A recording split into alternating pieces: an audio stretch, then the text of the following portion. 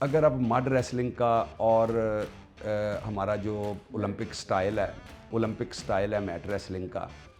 اگر ہم اس کا موازنہ کریں آپس کے اندر تو ان کا زمین آسمان کا فرق ہے۔ وہ سمجھ لیں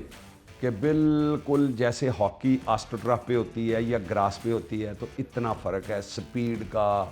جیسے وہ بال روکنے کا، اسی طریقے سے ان کی سپیڈ کا، پکڑنے کا، گرنے کا، داؤ لگانے کا، وہ آپس میں اتنا فرق ہے۔ تو جب گورنمنٹ کی طرف سے یا فیڈریشن کی طرف سے کھلاڑیوں کو وہ چیزیں نہیں ملتی اور کھلاڑی پیک پہ پہنچ جاتا ہے تو وہ پھر مڈ ریسلنگ ہمارے شروع کر دیتا ہے۔ جب وہ مڈ ریسلنگ شروع کرتا ہے، وہ سٹائل وہ اپنا لیتا ہے تو وہ انٹرنیشنل کمپٹیشن کے قابل نہیں رہتا، میں یہ سمجھتا ہوں، کیونکہ اس کو 12 ماہ میٹ کے ساتھ اسی طریقے سے میٹ کی ٹریننگ کرنے کی ضرورت ہوتی ہے۔ تو جب وہ بالکل چھوڑ کے اس طرف چلا جاتا ہے تو اس کی وہ کارکردگی نہیں رہتی۔ کوئی ایسی گیمز نہیں ہے اولمپک سے لے کے ساؤتھ ایشین تک جس کے اندر پاکستان کا میڈل نہ ہو، اور اس کے باوجود ایک بھی پاکستان کے اندر ٹریننگ ہال جو باقاعدہ ریسلنگ کے لیے بنا ہو، انڈور، آپ کو پتہ ہے یہ انڈور کھیل ہے جس کے اندر کم از کم کو 3 میٹ لگے ہوں، ویٹ ٹریننگ کا سامان ہو، جو ریسلنگ کے متعلقہ چیزیں ہیں وہ ہوں،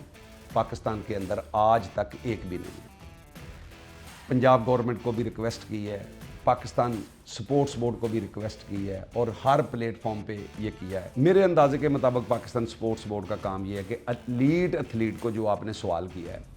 ایتھلیٹ جو ہیں پاکستان کے، ان کے کیمپ لگائے جائیں، ان کو انٹرنیشنل لیول پہ ٹریننگ کروائی جائے، ان کو مختلف کمپٹیشن میں حصہ دلوایا جائے، ان کو جو ہیں وہ ٹارگٹ کر کے ان کے کمپٹیشن کا اس حساب سے، اس پلان سے ان کو لے کے چلا جائے۔ یہاں پہ تو وہ چیز ہی نہیں ہے۔ وہ پاکستان سپورٹس بورڈ ہے، وہ ویسے فیڈریشنوں سے نفرت کرتا ہے، اور سسٹم جو ہے وہ آپ کے سامنے ہے۔ وہ میں نہیں سمجھتا کہ اس طریقے سے، کیونکہ وہ اپنی چیزیں، جو بھی بندہ وہاں پہ آ کے بیٹھ جاتا ہے گورنمنٹ کا ملازم، وہ چند ماہ یا سال کے بعد اپنے آپ کو مالک سمجھنا شروع کر دیتا ہے۔ وہ سمجھتا ہے کہ اگر میں اس کو